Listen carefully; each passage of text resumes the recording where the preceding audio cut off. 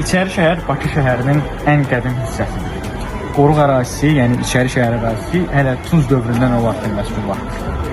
12 min illik tarixə malik olan bu şəhər öz divarlarındakı yazılarla, tikili olan qalaları ilə Bakı şəhərinin necə qədim bir şəhər olduğunu sübut edir. Orta əsrlərdə, xüsusən 11-12-ci əsrlərdə, yəni Şirvanşahlar dönəmində İçəri şəhər siyasi və mədəni mərkəz kimi tam formalaşmışdır. Və günümüzdə isə artıq içəri şəhər turistlərin sevimli məskəninə çevrilmiş və Azərbaycan tarixinin böyük bir simgəsi kimi rol oynayır. Hamımızın bildiyi kimi içəri şəhər 3 qat qala divarları və dar küçələri ilə məşhurdur. Bu küçələr orta əsrlərdən günümüzə qədər gəlib çıxmışdır. Bununla yanaşı içəri şəhərdə karvansaralar və bazar meydanları mövcuddur.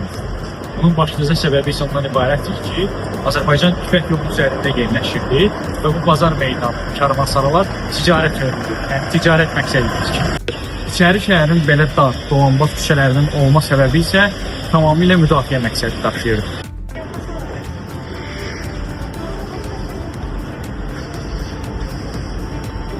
Bakı tarixi konteksti çox genişdir. Əlverişli iqlim şəraitində təbii ehtiyatlara və zəhmətkəş insanlara sahib olan Bakının içərisində, içəri şəhərdə çox vacib tarixi və sənətkarlığa, ticari və sənətkarlığa vacib bir şəhər olmuşdur və inkişaf etmişdir. Bundan əlavə içəri şəhər onu qəlbində əks etdirən bir çox mədəni irs abidələrindən mövcuddur. İçəri şəhər həm şərqin, həm də qərbin birləşmə nöqtəsi olmuşdur. İpək yolu bu ərazidən keçdiyi üçün şərqdən və qərbdən gələn ticarət yolları bu ərazidə birləşmiş və içəri şəhəri çox vacib, mühüm bir tarixi irs halına gətirmişdir.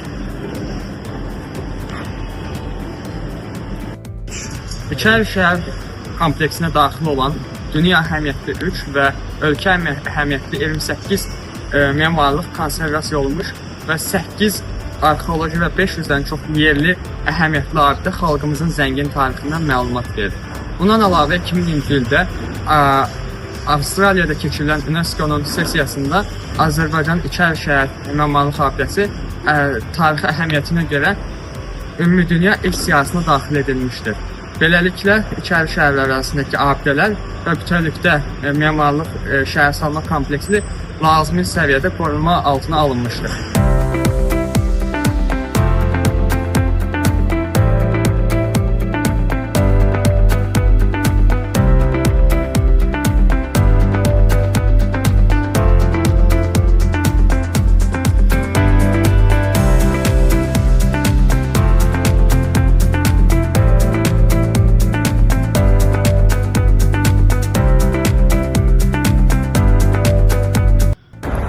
Seyid Yahya Murtuza məscidi arxamda dayanan 18-ci əsrdə eyni adlı şəxs tərəfindən tikilmişdir.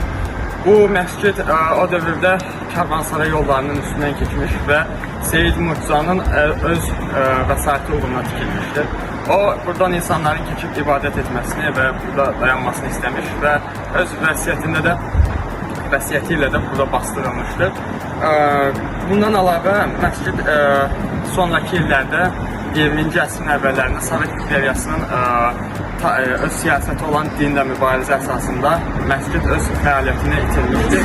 Lakin müstəqillik dövrü gəldikdən sonra isə məscid öz fəaliyyətini bərpa etmişdir.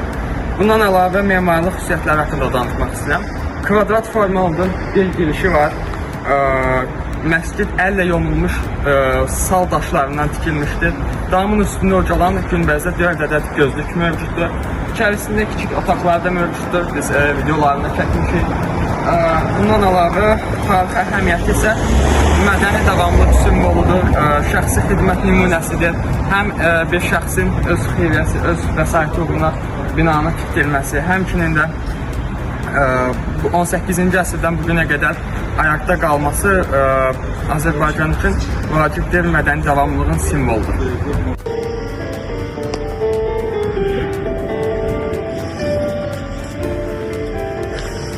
Arxamda gördüyünüz yeraltı hamamdır.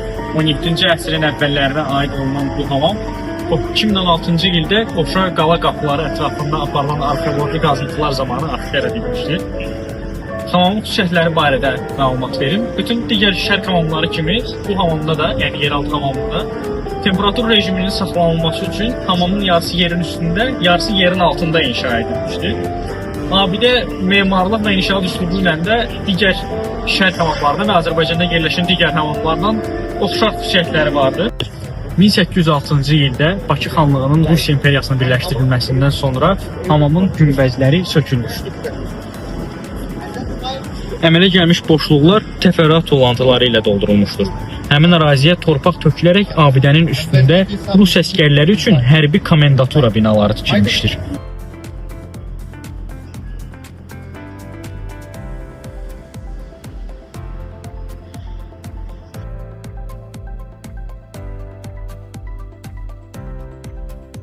Şəhər şəhəri gəzdiyim müddətdə Azərbaycan tarixi dərsində öyrəndiyimiz məlumatlar tez-tez yadıma düşdü. Xüsusilə Azərbaycan tarixində keçdiyimiz dövrlərə ayırdığımızda Tunc dövründən bəhs etmişdik. Və İçəri şəhərdəki insan izləri Tunc dövrünə qədər gedib çıxır.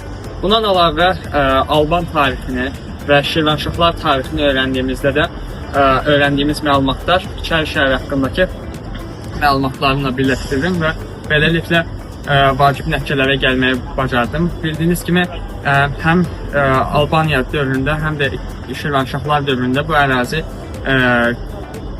bu dövlətlərin tərkibində olmuşdur və xüsusilə Şirvanşahlar dövründə bu İçəri şəhər və ətrafı olan Bakı şəhəri paytaxta çevrilmişdir. Yenə bundan əlavə dərslərimizdə öyrəndiyimizdə İslam dininin vacibiyyətini öyrənmişdik xalq üçün və bayaq göstərdiyimiz Seyid Əzim məscidi də şəxs tərəfindən öz vəsaiti uğruna tikilmişdi. Xalq arasında İslam dininin vacibiyyətini təkrar göstərir. Bundan əlavə öz şəxsi məlumatlarından olan biri o idi ki, qala içərisində küçələr dar olur. Bunun səbəbi də müdafiə məqsədli idi. Yenə çəkdiyimiz kadrlarda bunu görmək mümkündür. Və son olaraq, ümumi olaraq tarixi dərsində keçdiyimiz məlumatda həqiqətən də İçəri şəhərinin içərisində mövcud olan abidələri və digər memarlıq abidələrini özündə əks etdirir. Bu səbəbdən vacibdir.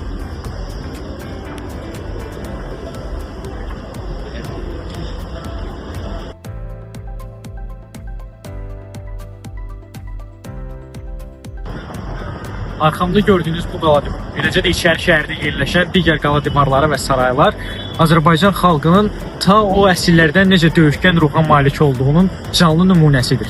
Bu qala divarları onu göstərir ki, vaxtilə Azərbaycan xalqı öz vətənini, torpaqlarını, xalqını müdafiə etmək üçün necə əziyyət çəkmişdir. Və biz 21-ci əsrin gəncləri olaraq da biz özümüz bunun canlı şahidi olmuşuq 1-ci və 2-ci Qarabağ müharibəsində. Biz onu görmüşük ki, Azərbaycan xalqı, Azərbaycan oğulları necə gözünü belə qırpmadan vətənini müdafiə etmək üçün canından keçəcək. 100 il sonraki Azərbaycan xalqına, eləcə də digər xalqlara ötürəcəyimiz ismarış ondan ibarətdir ki, necə ki tarix boyu Azərbaycan dövləti, Azərbaycan xalqı belə qala divarları vasitəsilə özünü müdafiə etmiş, öz torpağı uğrunda necə canından keçmişdirsə, bu təşəbbüs 100 il sonra da davam edəcək.